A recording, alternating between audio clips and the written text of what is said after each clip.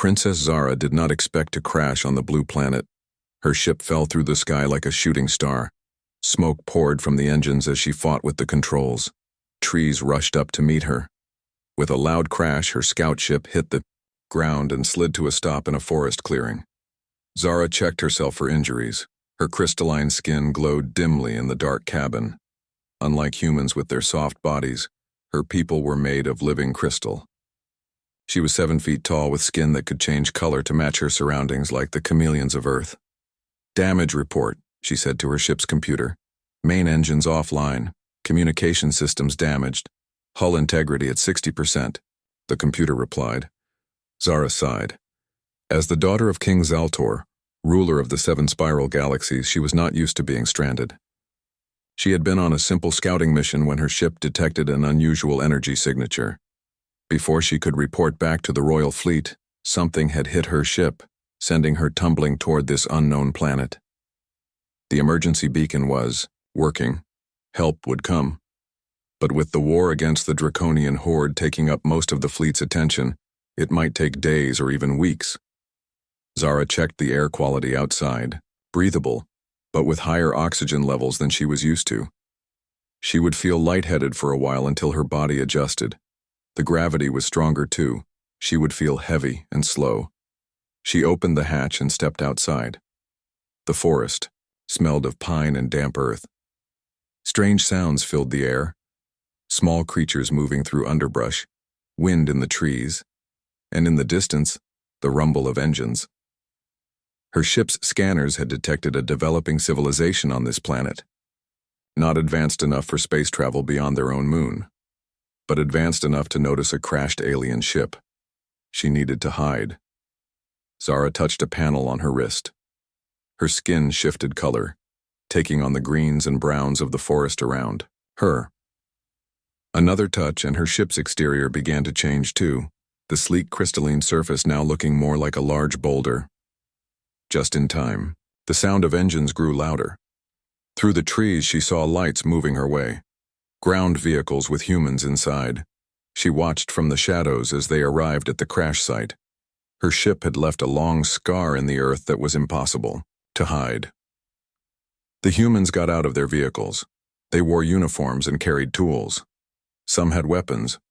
Zara studied them with interest. She had never seen humans before. They were shorter than her people, with soft skin in various shades of brown and pink. Their bodies were different shapes and sizes. They communicated with sounds from their mouths, simple compared to the musical tones her people used. A group of humans in white coats seemed to be in charge. Scientists, Zara guessed. They took readings with primitive devices while others set up lights around the crash site. One human female with dark hair pulled back walked closer to the trees where Zara hid. She carried a device that beeped faster as she approached. "I'm getting strange readings from over here," the human called to the others. Zara stepped back deeper into the shadows. She could run, but the human might see the movement. Better to stay still and trust her camouflage. The human woman stopped at the edge of the trees just 15 feet from where Zara stood. She was shorter than most of the others, with brown skin and dark eyes that scanned the forest carefully. The device in her hand beeped steadily now. "That's odd," the human said to herself.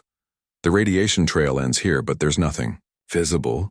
She took another step closer. Her foot caught on a root and she stumbled forward. The device flew from her hand and landed near Zara's foot. The human looked up directly at Zara. For a moment, Zara thought her camouflage had failed, but the human's eyes moved past her, searching the darkness. Zara made a decision. This human was alone, separated from the others. If Zara was going to learn about this planet while waiting for rescue, she needed a guide. Someone who could help her understand this world. This human, with her scientific tools and curious eyes, might be the right choice. Slowly, Zara let her camouflage fade. Her true form emerged from the shadows, tall with crystalline skin that caught the moonlight and broke it into tiny rainbows. The human's eyes widened, her mouth opened, but no sound came out. She scrambled backward, reaching for something at her belt. "I mean no harm," Zara said, her neural implant translating her musical language into rough human speech. The human froze. Zara could see her pulse racing in the veins of her neck, but there was something else in her eyes besides fear. Curiosity. Are you the pilot? The human asked, her voice barely above a whisper. Zara nodded slowly. My name is Zara. Princess. Zara of the Viridian Imperium. The human swallowed hard. She straightened up, gathering her courage. I'm Dr. Olivia Martinez, xenobiologist. Xeno. One who studies alien life? Zara asked, her translator working to make sense of the word. Olivia nodded. Yes, though I never expected to meet any so soon. She glanced back toward the crash site where her colleagues were working. They can't find you. If they do, you'll be taken by the military. Studied. Maybe worse. Why are you telling me this? Zara asked. Why not alert your people? Olivia looked at Zara with clear eyes. Because you're the greatest discovery in human history, and because you said you mean no harm. I believe in making first contact the right way. She paused. Can you move your ship? Zara shook her head. Engines are damaged. It needs repairs. Then we need to hide it better, Olivia said. She was thinking fast now, her initial fear giving way to problem solving. And I need to make sure my team doesn't track the radiation signature back to you. Why would you help me? Zara asked. Olivia smiled for the first time, because that's what I'd hoped someone would do for humans if we crashed on an alien world. From the crash site, someone called Olivia's name. I have to go back, she whispered, but I'll return tomorrow night, alone. We can talk more then. She picked up her fallen device and adjusted something on it. There, now it shows the radiation trail heading in the opposite direction. As Olivia turned to leave, Zara called softly after her. Thank you, Dr. Olivia Martinez. Olivia looked back once, wonder still written across her face. You're welcome, Princess Zara. As Zara watched the human walk away, she felt something she hadn't expected. Hope. Maybe this strange planet wasn't just a temporary prison while she waited for rescue. Maybe it was the beginning of something new, a connection between two very different worlds. She looked up at the stars, knowing her father's fleet was out there somewhere, fighting a war that had lasted generations. What would he think of these humans? Would he see them as she was beginning to, as potential friends? Or would he see them as most Viridians saw other species, as potential threats or subjects to rule? Zara slipped back into the shadows, her mind full of questions. Tomorrow, she would meet with Olivia again. Tomorrow she would begin to learn about Earth, and perhaps in time, Earth would learn about the Viridian Imperium too. 3 days had passed since Zara met Olivia in the forest. The human woman had kept her word. She came back each night, alone, bringing tools and supplies to help hide the crashed ship better. Together they had covered the ship with branches and leaves. They had scattered dirt over the shiny parts that still showed. From a distance it now looked like a small hill or a pile of forest debris. Olivia had not told anyone about Zara, not her team leader, not the military people who kept searching the area, not even her friends. She had broken many rules to keep Zara's secret. Why do you risk so much to help me? Zara asked on the third night. They sat inside the ship, where Olivia was helping Zara try to fix the communication system. Olivia handed Zara a tool that looked like a small metal stick. Because this is bigger than rules, this is first contact with an alien species. I want it to be peaceful. Zara used the tool to adjust something inside an open panel. Sparks flew and she pulled her hand back quickly. Your tools are primitive. Olivia smiled. She was getting used to Zara's direct way of speaking. Maybe. But they're what we have. Zara looked at the human woman with new respect. Olivia was smart. She caught on quickly to Viridian technology, even though it was thousands of years ahead of Earth's. She asked good questions and wasn't afraid to try new things. Your people have nuclear power but not quantum communication? Zara asked, returning to her work on the panel. We're strange like that, Olivia said with a small laugh. Really good at some things, really bad at others. Like war, Zara said quietly. My people are very good at war. Olivia stopped what she was doing and looked at Zara. You mentioned a war before, with the Draconians? Zara nodded, her crystalline face turning a darker blue, a sign of sadness among her people. We have fought them for 1,000 years. They are silicon-based life forms, not so different from my crystal-based people, but they believe they are the only ones who should rule the galaxy. 1,000 years, Olivia whispered. I can't imagine. That is why my father, the king, may take time to send rescue, Zara explained. The war takes all our resources. Before Olivia could respond, a red light began flashing on the ship's control panel. A soft alarm sound filled the cabin. What is it? Olivia asked, standing up quickly. Zara moved to the main controls. Her fingers danced over the glowing symbols. Someone is coming. Multiple vehicles. Olivia looked worried. Military? My research team? Zara studied the readings. Heavier than before, more people. She turned to Olivia. Did you tell someone? No, Olivia said firmly. I swear I didn't. But my boss, Dr. Keller, she's very smart. She might have figured something out. Zara's skin changed color, blending with the ship's interior. It was an automatic response to danger. If they find me... Olivia put a hand on Zara's arm. It felt cool and smooth, like touching polished stone. They won't, but we need to be careful. They turned off all the ship's systems except for basic life support. Then they waited in the dark, listening as the vehicles got closer. Through a small viewing port, they could see headlights moving through the trees, voices carried in the night air. Flashlight beams swept across the forest floor. They're using radiation detectors, Olivia whispered. Like the one I had when I found you. Zara's face showed no expression, but her skin darkened with worry. The ship still gives off a small energy signature.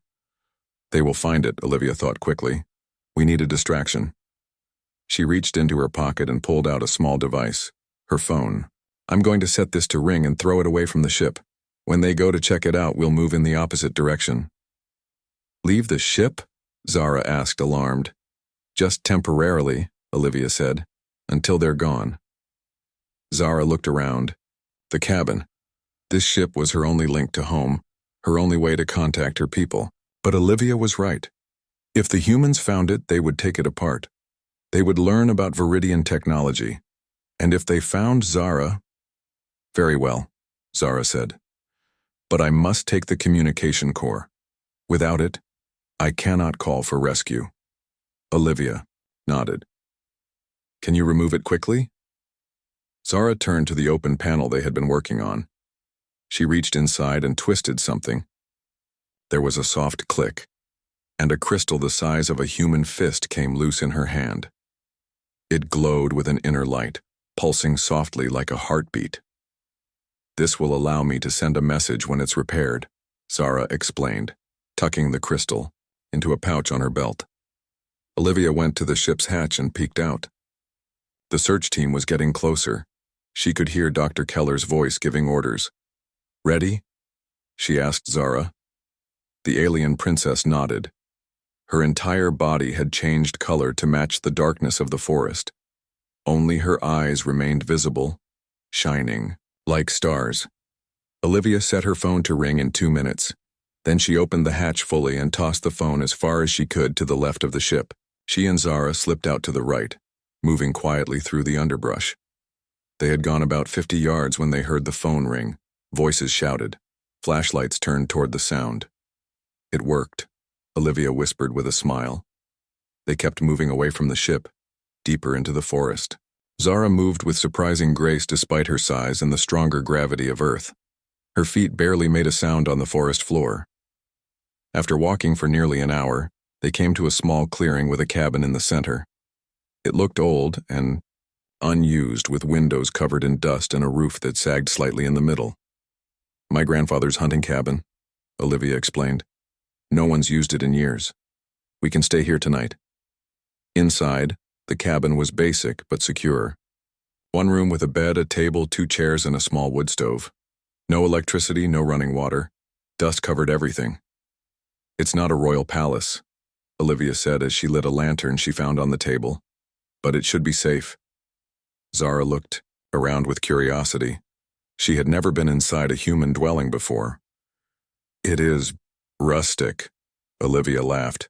That's a nice way to put it. As Olivia started a fire in the wood stove, Zara sat at the table and took out the communication crystal. In the lantern light, she examined it carefully for damage. Can you fix it? Olivia asked, sitting across from her. Perhaps, Zara said, but I need tools, and a power source stronger than what this planet can provide. Olivia was about to respond when her tablet, which she kept in her backpack, made a soft beeping sound. She pulled it out and looked at the screen. Her face went pale. What is it? Zara asked. Olivia turned the tablet so Zara could see. On the screen was a satellite image showing several large objects approaching Earth. They were still far away past the moon, but they were clearly headed for the planet. And they were huge, much larger than any human spacecraft. Are those... Olivia began. Viridian ships, Zara confirmed, her voice a mix of relief and concern. But not a rescue mission. That's a war fleet. She looked up at Olivia, her eyes serious. If they're coming here, it means they believe the Draconians have found this planet. Olivia sat back in her chair, trying to process this information. So your people think our planet is harboring your enemies. Will they attack us? The protocol would be to eliminate any Draconian presence, Zara said carefully. But in war, mistakes are often made. Olivia stood up and began pacing the small cabin. We need to contact them. Tell them there are no Draconians here. That Earth isn't part of your war. Zara held up the damaged crystal. That is why this must be repaired. Quickly. How long do we have? Olivia asked. Zara studied the image on the tablet. 3 days, perhaps 4. Olivia took a deep breath. Then we have work to do. She hesitated, then added, and I think I need to bring in help. People I trust. A linguist to help with communication, and someone with military connections, so we can prepare if things go wrong. Zara's skin darkened with worry. More humans means more risk. I know, Olivia said, but we're talking about the safety of my entire planet now. We need allies. After a long moment, Zara nodded. Very well. But choose carefully, Olivia Martinez. The fate of both our peoples may depend on it. Outside the cabin, an owl hooted. In the darkness, the wind rustled through the trees. And far above, beyond the sight of human telescopes, a fleet of crystal ships continued its approach to the small blue planet, unaware that their arrival might start a war no one wanted. The next morning, Olivia made 2 phone calls. She spoke in whispers away from Zara, who was still trying to repair the communication crystal. When she finished, she looked worried, but determined. My friends will be here by nightfall, she told Zara. Paige is a linguist who works with my research team. Melody is an Air Force pilot I've known since college. They're both trustworthy. Zara's skin flickered with blue patterns, a sign of uncertainty. How much did you tell them? Only that I found something important. Something that could change everything. They agreed to come without telling anyone.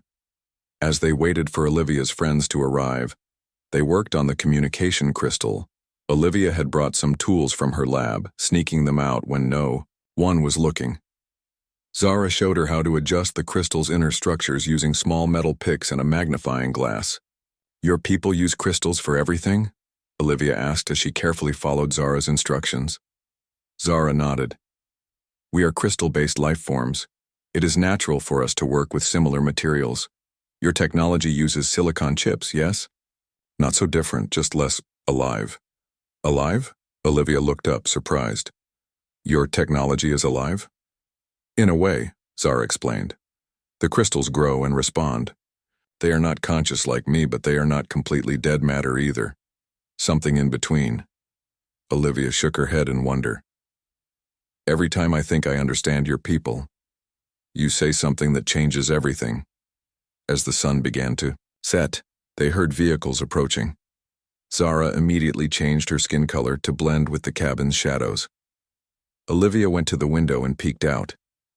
"It's them," she said with relief. Two women were getting out of a small truck. One was tall with short blonde hair, Melody the pilot.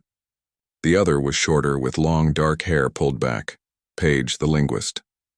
Olivia went outside to meet them. There were hugs and quick whispered conversations. Then Olivia led them inside. When they saw Zara step out of the shadows, returning to her normal crystalline appearance, both women gasped. Paige dropped her bag. Melody reached for something at her hip, a gun, though she didn't draw it. "It's okay," Olivia said quickly. "This is Princess Zara of the Viridian Imperium. She crashed here a few days ago. She's friendly." "Holy shit," Melody whispered. "An actual alien." Paige, recovering quickly, stepped forward. Her eyes were wide with wonder. "Hello," she said, speaking slowly and clearly. "I am Paige Winters." Zara inclined her head in a small bow. "I am pleased to meet you, Paige Winters. Your friend Olivia speaks highly of your abilities with language." Paige looked delighted. "You speak English?" "Through a neural translator," Zara explained, touching a spot near her temple where a small crystal was embedded in her skin. "It is not perfect, but it helps me communicate." Melody still stood near the door, watching carefully. "Olivia said there's trouble coming." "Something. About a war fleet?" Over the next hour, Zara explained everything. The 1,000-year war with the Draconians, the approaching Viridian fleet, and the danger to Earth if they couldn't communicate in time. "So your people think these Draconians are hiding on Earth?" Melody asked, finally sitting down at the table. "And they're coming to, what, wipe them out?" "The protocol would be targeted elimination," Zara said. "But war makes things unclear. Mistakes happen. We need to fix the communication crystal," Olivia added, "so Zara can contact her father and tell him there are no Draconians here." Paige had been studying Zara's language database on a small device the princess had given her. "Your language is fascinating. The patterns are unlike anything I've ever seen." "Can you learn it?" Olivia asked. Paige shook her head. "Not in 3 days. But I can help improve the translation. Make sure nothing gets misunderstood when we contact the fleet." Melody stood up and began pacing. "I need to alert my commanding officer discreetly. If there's even a small chance of hostile action, we need to be ready." "No," Olivia said sharply. "If the military gets involved, they'll take Zara, study her, maybe worse. And if I don't tell them, and those ships attack?" Melody countered. "How many people die then?" The room fell silent. Zara looked from one human to another, seeing the conflict in their faces. These 3 women were now carrying the weight of 2 worlds on their shoulders. "Perhaps," Zara said carefully, "there is a middle path. Melody can prepare her people, but without revealing my existence yet. Meanwhile, we work to fix the crystal. If we succeed, there will be no need for military action." Melody considered this, then nodded.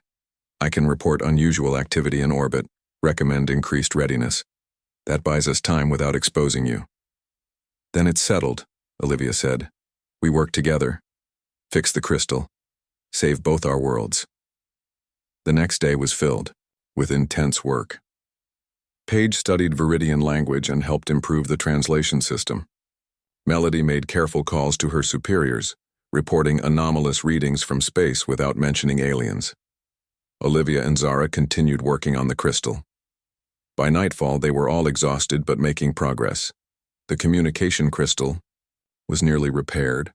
Paige had made breakthroughs with the language. Melody had put Earth's defenses on alert without causing panic. As they sat around the cabin's small table eating a simple dinner, Paige asked a question that had been on her mind. "Zara, what's it like? Your world, I mean." Zara's skin shimmered with soft blue light, a sign of nostalgia or longing. "Viridian Prime is beautiful. Crystal cities that catch the light of 3 suns. Floating gardens where plants grow in geometric patterns. Music that can be seen as well as heard. Sounds amazing, Melody said. It is, Zara agreed, but also formal, structured. Everything has its place. Everyone has their role. She looked around the simple cabin. Earth is different, messy, chaotic, but there is beauty in that too. And your family? Olivia asked. What are they like? My father is stern but fair. A warrior king who wishes for peace but knows how to wage war. My mother died when I was young. I have no siblings. Royal children are rare among my people. How? Do your people have children? Paige asked, her curiosity as a linguist and anthropologist showing. If you don't mind me asking. Zara's skin suddenly flushed with bright pink patterns, the Viridian equivalent of a blush. It is not like humans. We do not reproduce internally. The three women exchanged glances, picking up on Zara's discomfort. How do you know how humans reproduce? Melody asked with a small smile. I have been studying your biology. Zara admitted. Your ship's computer had files on many species. Humans are unusual. How so? Paige asked. Most advanced species use external methods. Genetic material is combined in laboratories or growth chambers. But humans... Zara's skin flushed. Brighter. You combine genetic material through physical contact, and then the female carries the developing offspring inside her body. It is very intimate. Olivia tried not to laugh at Zara's obvious embarrassment. It's just nature for us. And you choose your own mates, Zara continued, her tone suggesting this was equally shocking. Based on feelings. Now Melody did laugh. As opposed to what? In the royal family, mates are selected based on genetic compatibility and political advantage, Zara explained. It is a matter of state importance, not personal preference. So you don't get to choose who you marry? Paige asked, surprised. No, Zara said simply. But something in her tone suggested this was a topic that troubled her. Before they could discuss it further, the communication crystal, which sat in the center of the table, began to glow. It pulsed with inner light, like a heartbeat growing stronger. It's working, Olivia exclaimed. Zara picked up the crystal carefully. The repair is complete. Now we need power, more than your Earth technology can provide. Melody thought for a moment. What about nuclear? My base has reactors. Too unstable, Zara said, and too difficult to access without revealing ourselves. Olivia snapped her fingers. The research facility where I work, we have an experimental fusion generator. It's small but powerful, and I have access. Would it be enough? Zara asked. Maybe, Olivia said. It's worth trying. How do we get there without being seen? Paige asked. The military is looking for anything unusual, thanks to Melody's warning, and Dr. Keller is still searching for whatever crashed in the forest.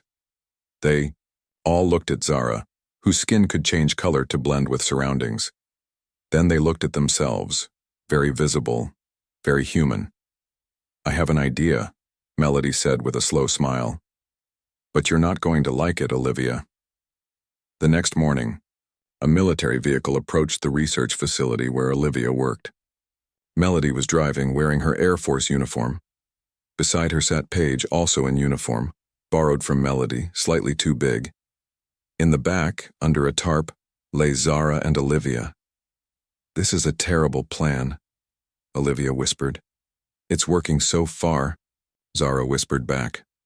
Her skin was changed to match the dark color of the tarp. The guard at the gate saluted when he saw Melody's uniform and rank. She handed him a set of papers, official-looking documents she had created using her military credentials.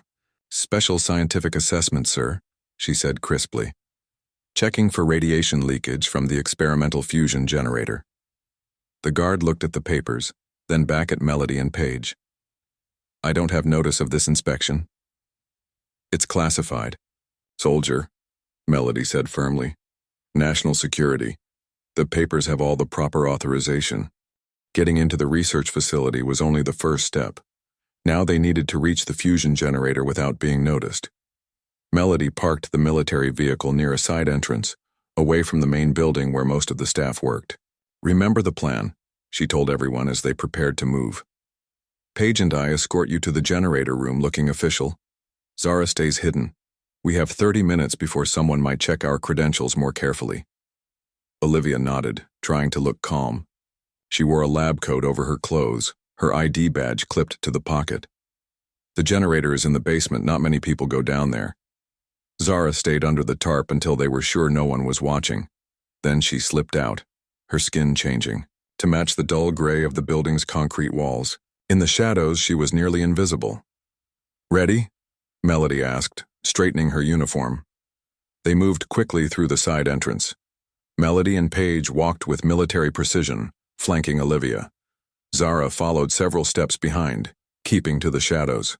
When they passed other researchers in the hallway, Melody would nod firmly and they would hurry past without question. They reached the elevator that would take them to the basement. As they waited for it to arrive, Dr. Keller, Olivia's boss, came around the corner. Olivia's heart jumped into her throat. "Dr. Martinez?" Keller said, surprised. "I thought you called in sick today." Olivia forced a smile. "Yes, but then I got a call about these inspectors. The fusion generator needs to be checked." Dr. Keller frowned, looking at Melody and Paige in their uniforms. "I wasn't notified of any inspection." "Classified, ma'am," Melody said sharply. "Need to know basis only." Keller's frown deepened. "Nothing in this facility is classified beyond my clearance level." Olivia could feel the situation slipping away from them. Behind Dr. Keller, she could see Zara pressed against the wall, nearly invisible but not completely. If Keller turned around, the elevator arrived with a soft ding. The doors opened. "Dr. Keller," Olivia said quickly, "perhaps you should join us. You know the generator better than anyone." This was not part of the plan, but Olivia could see no other way out. Keller looked surprised, then pleased by the recognition. "Of course," she said. "I'd be happy to assist." They all entered the elevator, Olivia, Melody, Paige, and Dr. Keller. Just before the doors closed, Zara slipped in, pressing herself into the corner farthest from Keller. Olivia tried not to look at her. The elevator descended to the basement. Keller talked about the fusion generator, explaining its design, and function to Melody and Paige, who pretended to be interested while exchanging worried glances with Olivia. When they reached the basement, Keller led the way to the generator room. It was a large space filled with humming machinery. In the center was a circular device about 10 feet across, the experimental fusion generator, glowing with blue light. "It's a miniaturized version of what they're building at ITER," Keller explained proudly. "Stable fusion at a fraction of the size. We're still in early testing phases, but the results are promising." Melody looked at the generator with genuine interest. "Impressive. What's its power output?" As Keller began explaining technical details, Olivia caught Paige's eye and nodded slightly. Paige understood. She needed to distract Keller further so Zara could approach the generator. "Dr. Keller," Paige said, "I understand you're also leading the investigation into the anomalous readings detected in the forest last week. Have you found anything interesting?" Keller's eyes lit up. She loved talking about her work. "As a matter of fact, yes. We found traces of an unknown radiation pattern. Nothing dangerous, but definitely not natural. And there was an impact site, though whatever landed there was moved before we could find it." While Keller talked, gesturing animatedly, Zara slipped from the shadows and moved behind the generator. Olivia casually walked in that direction, pretending to examine some gauges. "What do you need?" she whispered when she was close enough to Zara. "Direct access to the core," Zara whispered back. "The crystal needs to connect to the main energy source." Olivia glanced at the generator. There was an access panel on the side facing away from where Keller was still talking to Melody and Paige. "There, but it's locked." Zara produced a small crystal tool from a pouch at her belt. "This will open it." Olivia positioned herself to block Keller's view if she happened to look their way. Zara worked quickly, placing the crystal tool against the lock. The tool glowed briefly and the lock clicked open. Inside the access panel were bundles of cables and pulsing tubes of light. the control systems for the fusion reaction. Zara examined them, then carefully removed the communication crystal from her pouch. It glowed softly in her hand. "What now?" Olivia asked. "I connect it directly to the energy flow," Zara explained. "The crystal will absorb the power and amplify my message. It should reach my father's fleet." Across the room, Keller's voice rose, with excitement as she described her theories about what might have crashed in the forest. It could be a fragment of an unknown meteor type, or perhaps a piece of secret technology. Either way, it's the find of a lifetime. "You don't think it could be, say, extraterrestrial?" Paige asked innocently. Keller laughed. "Aliens? Please. I'm a scientist, not a conspiracy theorist." Zara carefully placed the communication crystal among the cables. It began to glow brighter, drawing power from the fusion generator. She closed her eyes, placing her hands on either side of the crystal. "What are you doing?" Olivia whispered. "Composing the message," Zara replied without opening her eyes. "The crystal connects directly to my thoughts." The crystal's glow intensified. The lights in the room flickered. The hum of the generator changed pitch, growing higher. Keller noticed immediately. "Something's affecting the generator." She turned and saw Olivia by the open access panel. "Martinez, what are you doing?" Before Olivia could answer, the crystal flared with blinding light. Everyone in the room shielded their eyes. When the light faded, Zara was visible to all, her camouflage disrupted by the energy surge. Keller's mouth fell open. What is that?" "That," Melody said with a sigh, "is why we're really here." The next few minutes were chaos. Keller alternated between scientific excitement and outrage at being deceived. Zara explained her situation while Olivia and Paige tried to calm Keller down. Melody kept watch at the door, making sure no one else entered. "You sent a message?" Olivia asked Zara when things had settled somewhat. Zara nodded, retrieving the now dim crystal from the generator. "To my father. I told him there are no draconians on Earth, that the humans have helped me and should be considered friends, not enemies." "Will he believe you?" Paige asked. "He is my father," Zara said, "but he is also a king in the middle of a war. I do not know." Keller, who had been quiet for a moment processing everything, finally spoke. "There's a fleet of alien warships coming to Earth, and you're just telling us this now?" "We tried to handle it quietly," Olivia explained, "to prevent panic." "Panic?" Keller repeated. "The proper authorities need to be notified, the government, the military, the UN." "They will be," Melody said firmly. "But first, we need to make sure Zara stays safe. She's our best chance of preventing a misunderstanding that could lead to war." Keller looked at Zara with new understanding. "You're trying to protect us." "Yes," Zara said simply. "Your world should not suffer for a war that is not yours." A loud alarm suddenly blared through the building. Red lights flashed in the hallway outside. "That's the security alert," Keller said, surprised. "Someone must have detected the power fluctuation." "We need to go," Melody said urgently. "Now." They rushed from the generator room, Zara no longer bothering with camouflage. Speed was more important now. They ran down the hallway toward the emergency stairs, avoiding the elevator. As they climbed the stairs, Olivia's tablet beeped. She pulled it out and looked at the screen. Her face went pale. "The fleet," she said.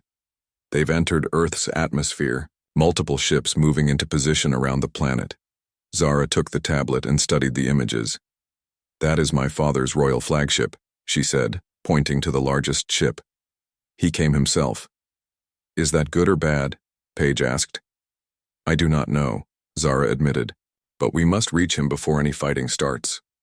They reached the ground floor and pushed through the emergency exit. The alarm was still blaring behind them. Outside, people were pointing at the sky. Above them, visible even in daylight, were massive crystalline shapes, Viridian warships hovering over major cities around the world. "How do we reach your father's ship?" Melody asked, looking up at the closest vessel, which hung over the city like a mountain of crystal. Before Zara could answer, a beam of light shot down from the ship, touching the ground about 50 yards from where they stood.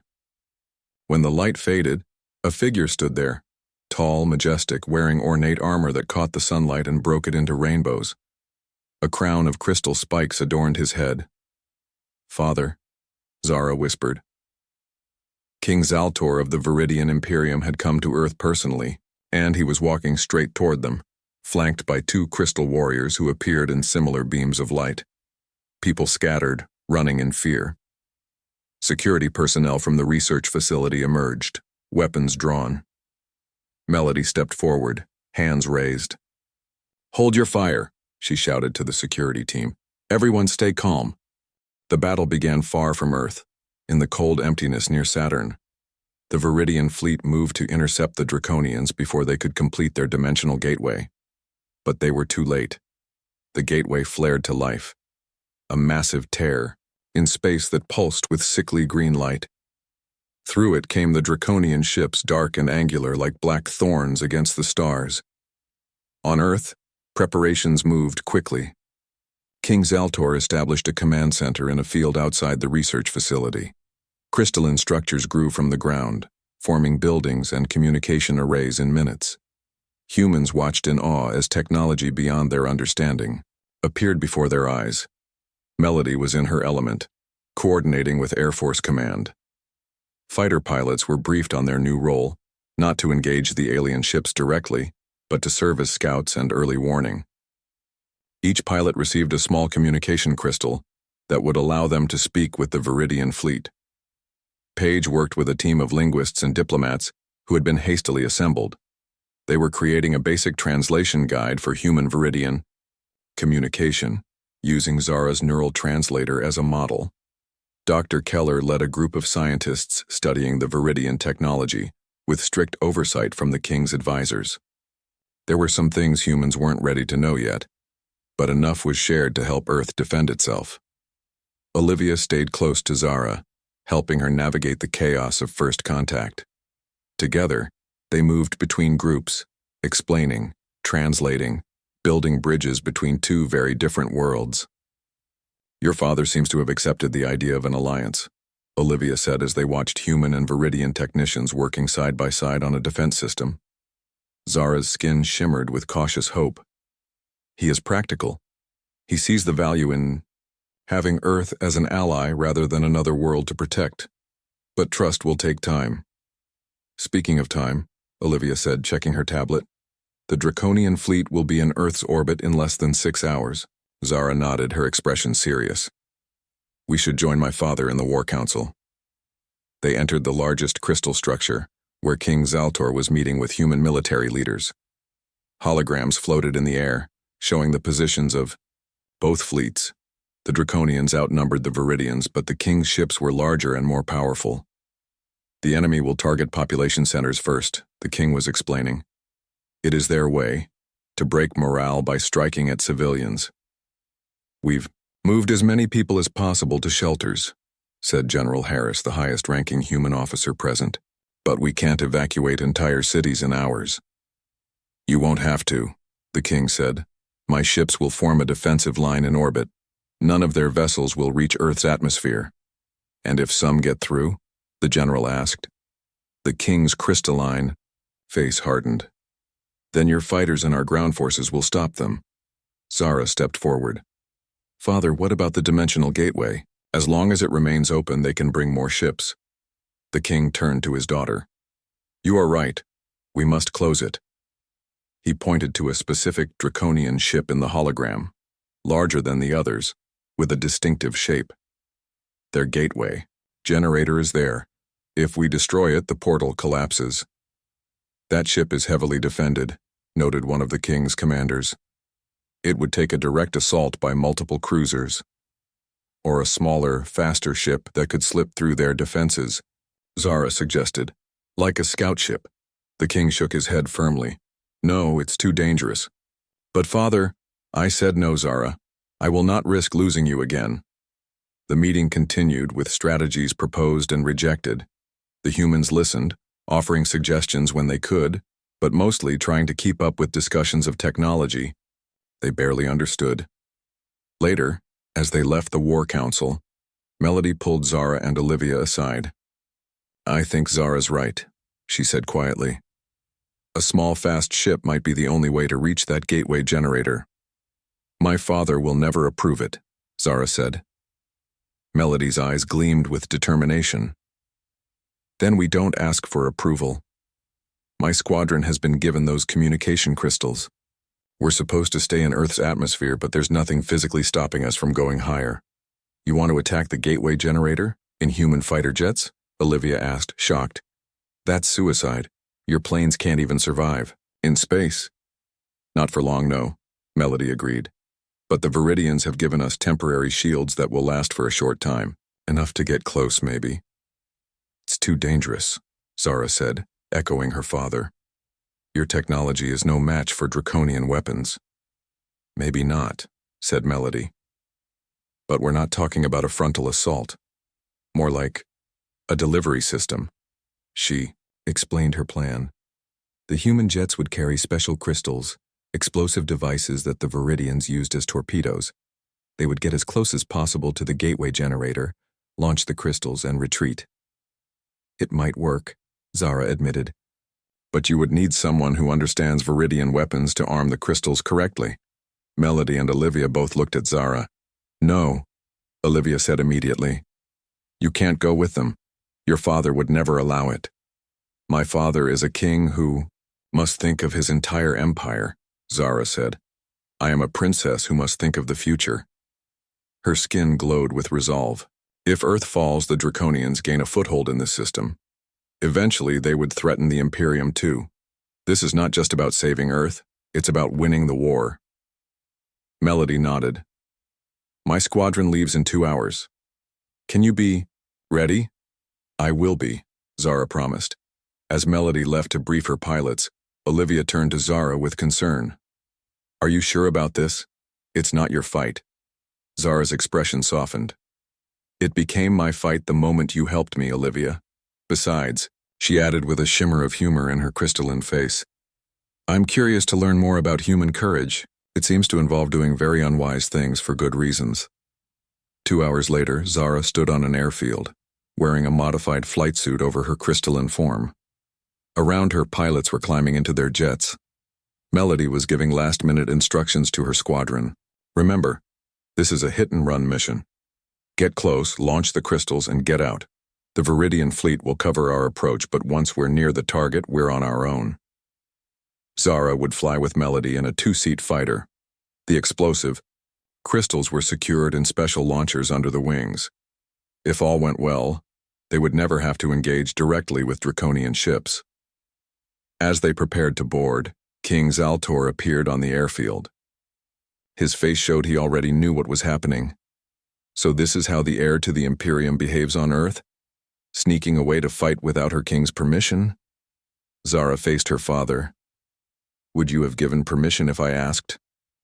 No, the king said bluntly. And you knew that. I did, Zara admitted. But this plan has the best chance of succeeding. The gateway must be closed. The king studied his daughter, then looked at the human pilots preparing for battle. You trust these humans with your life? With the future of our people? I do, Zara said without hesitation. They have proven themselves worthy allies. The king was silent for a long moment. Then, to everyone's surprise, he nodded. Perhaps there is wisdom in your recklessness. The Viridian fleet will create a path for your approach. The rest will be up to you and your human friends. He stepped forward and placed a crystalline hand on Zara's shoulder. Return safely, daughter. The Imperium needs its future queen. Zara bowed her head. I will, father.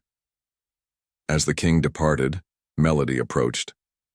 Everything okay? Yes, Zara said, her skin glowing with renewed purpose. We have the king's blessing and his help. They climbed into the fighter jet, Melody in the front seat, Zara in the back. The canopy closed over them, and the engines roared to life. One by one, the squadron took off, rising into a sky now filled with distant flashes of light, the battle in orbit already underway. As they climbed higher, the air thinned and the sky darkened. Soon stars became visible, and then, as they reached the edge of space, they saw the full scale of the battle. Massive Viridian crystal ships exchanged fire with the dark angular vessels of the Draconian fleet. Energy weapons cut through the void, and explosions bloomed silently in the vacuum. Activate your shields, Zara instructed. The air is too thin for your engines now. You're running on Viridian power cells.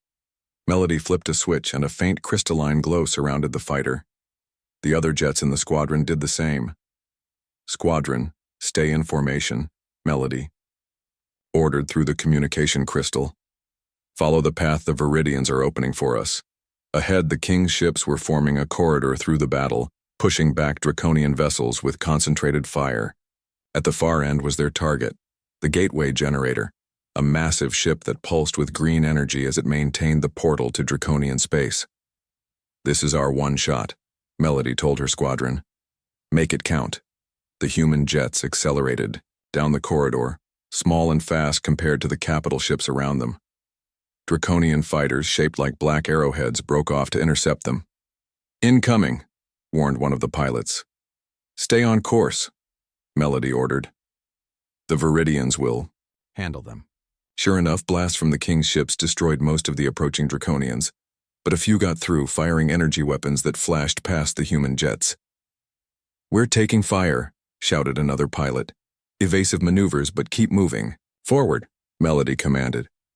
Her voice was tense but controlled.